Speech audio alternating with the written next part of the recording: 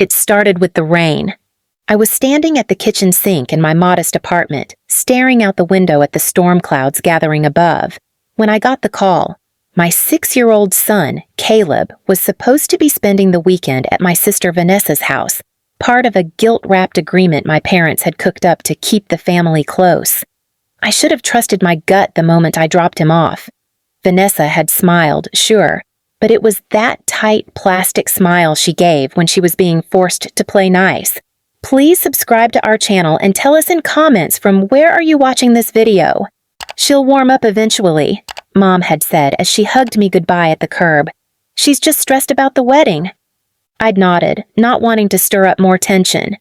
Vanessa had always been the golden child. The perfect hair, the perfect grades, the family-funded college degree. When she announced her engagement last fall, my parents practically threw a parade. Meanwhile, I was the single mom with too many opinions. The black sheep who worked 2 jobs and didn't rely on handouts. The call came from Caleb's tiny, trembling voice. "Mommy, can you come get me? Auntie Nessa said I'm too loud and she told me to go outside." I froze. "What do you mean outside, baby? It's raining." "I'm outside. It's cold." His sniffle broke something in me. I dropped the phone and ran. I didn't grab a coat. I didn't grab keys. I barely remembered to lock the door behind me as I ran down the stairs, heart pounding so loud I couldn't hear the storm anymore.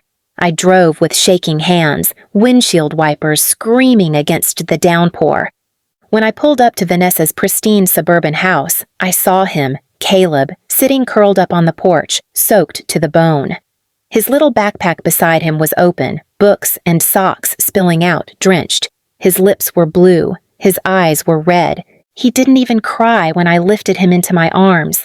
He just leaned into me like a ghost and whispered, "She hit me with the shoe, Mama. I was just singing. I wasn't yelling." My fingers tightened around his small back as I carried him to the car. I didn't bother knocking on the door. But Vanessa came out anyway, casually, like nothing had happened, holding a mimosa, her makeup untouched by the weather.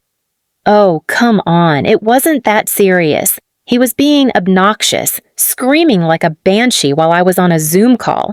I needed peace. I turned slowly. "You hit him? Don't be dramatic." She laughed. Actually laughed. "It was a slipper. Kids need discipline." I opened the car door. "You threw my son into a thunderstorm." "He's fine." She raised an eyebrow. "Honestly, if you weren't such a coddling single mom, maybe he wouldn't be so—" I didn't hear the rest. I'd already slammed the door. The rage came later. The shaking came first.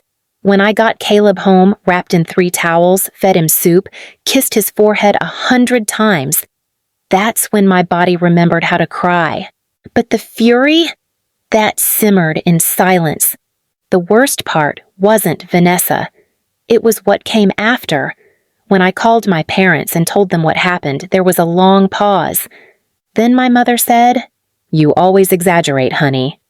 And my father added, "Vanessa's just stressed with the wedding. Don't ruin her moment." Not a single word about Caleb, not a sliver of remorse. Just excuses, just deflection. I looked at my sleeping son that night, his face soft and exhausted, and made a decision. They didn't protect him. They didn't protect me. They laughed, so I was done playing nice. They had poked the wrong mother, and I wasn't going to scream. I wasn't going to beg. I was going to make Vanessa remember the day she made my son cry in the rain, and she was going to beg. I didn't sleep that night. Caleb clung to me in his sleep, his tiny arms wrapped tightly around my waist like he was afraid I'd vanish too. I just sat there, wide awake, one hand resting on his back, the other clenched around my phone, reading the same message from my mother over and over again. "Don't make this into drama. Your sister's wedding is next week. Don't ruin it like you ruin everything." There it was. The truth laid bare in one text. That's how they'd always seen me. The inconvenience, the messy, divorced single mother, the embarrassment. Not their daughter, just the storm that always followed the golden child. But something changed in me that night.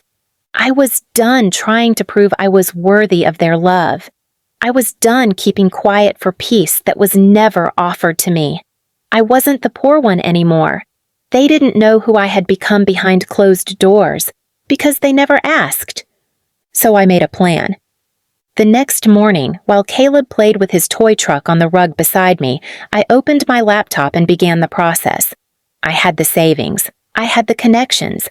I even had the silent investors from a tech project I'd consulted on 2 years ago, the same one Vanessa had mocked as your little side hustle. I called a lawyer, then a few more. Then I called the country club where Vanessa was planning her wedding. It took one conversation and 2 wires to the right people. The venue? Mine now. The reservation? Canceled. They wouldn't know it yet, though. I wanted it to sting. In the days leading up to the wedding, my parents barely acknowledged me. No apology. No check-in on Caleb.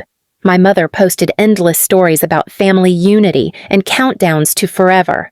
Vanessa had dress fittings, spa days, bridal shoots.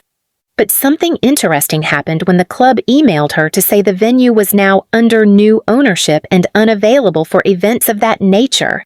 She panicked. I got the call that evening. "Did you do something?" she hissed. "Excuse me?" "Don't play dumb. You always wanted to ruin my life. What did you say to them?" "I didn't say anything," I said calmly. "But it's funny you think I could." "You're such a bitter," she began, but I hung up. Instead, I focused on something else.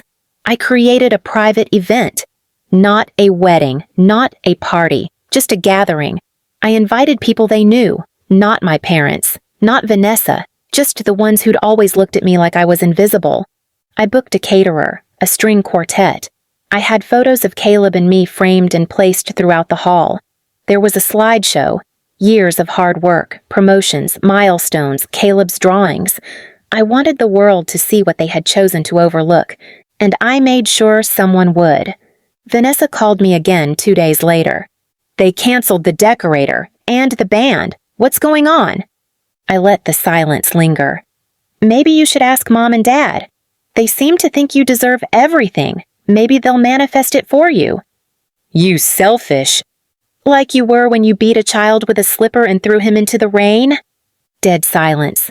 Then, softly, he was being loud. "And you'll remember that every time you hear thunder." I hung up again, but I wasn't done. The day of what should have been her wedding, guests showed up to the country club and were redirected with a printed sign that read, "Private celebration of strength and survival. By invitation only." Inside, I stood at the center, Caleb in a tiny suit beside me. I watched as old family friends, distant relatives, and even some of Vanessa's bridesmaids looked at the photo wall and whispered. The betrayal, the success, the story of a woman they didn't bother to know. And when Vanessa finally stormed through the doors, dressed in full bridal glam, tears streaking her mascara, demanding to know why, I looked her in the eyes and smiled. "You hit my son," I said clearly. "You mocked me. You erased us. This question mark, this is what forgotten looks like." She turned to my parents, expecting support. But even they stood frozen because someone had leaked the security footage from her porch that night. The internet had seen it. The news had picked it up. Sponsors had backed out. Her fiancé had quietly flown back to his parents' home. And now she stood in a designer dress, alone, humiliated, and begging. Vanessa collapsed into one of the empty chairs, her white dress now wrinkled and soaked in sweat. Her perfectly styled hair clung to her cheeks. Everyone was staring, but no one stepped in to help her. She kept whispering, "This wasn't supposed to happen. This was my day." And for once in her life, no one cared. Across the room, Caleb looked up at me. "Mommy, why is Auntie crying?"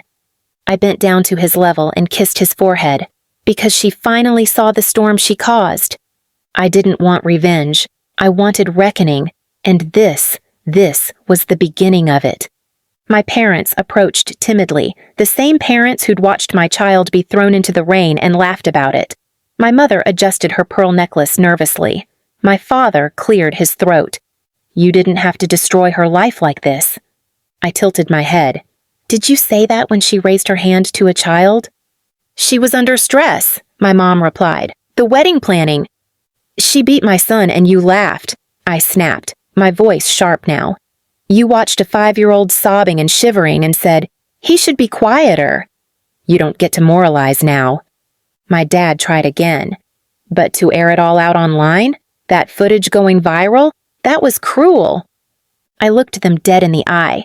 She hit a child and then you posted cake photos like nothing happened. You taught her that cruelty has no consequences. I just corrected the equation. They had no words. Behind me, the string quartet played softly. Caleb was dancing with one of the waitstaff. Guests were still mingling, still talking in hushed tones. Some avoided Vanessa. Others looked at her like she was a stranger. Because she was. The mask had finally cracked. And it didn't stop there. A week later, I received an email from Vanessa's former fiancé.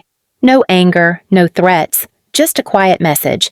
Thank you. I didn't see it before, but I do now. I hope you and your son are safe and healing. 2 weeks later, a sponsorship company announced they were pulling Vanessa from their influencer roster, citing recent revelations inconsistent with our values. A month after that, my mother tried calling again. We need help, she said quietly. The community won't speak to us. Everyone thinks we condone abuse.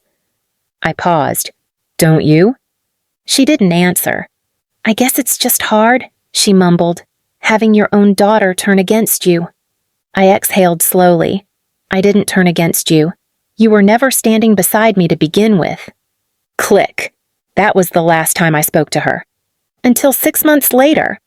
I was opening my second office. The tech company I had quietly helped build had just expanded into 3 cities. Caleb was in school full-time, thriving, happy, safe. There was a knock at the door. Vanessa. She looked hollow. No makeup, no glamour. Just a plain hoodie, dark circles under her eyes, and a folder in her trembling hands. I'm sorry, she whispered. I lost everything. Sponsors, clients, people. I thought I was strong, but I was just loud. You were the strong one. She held out the folder.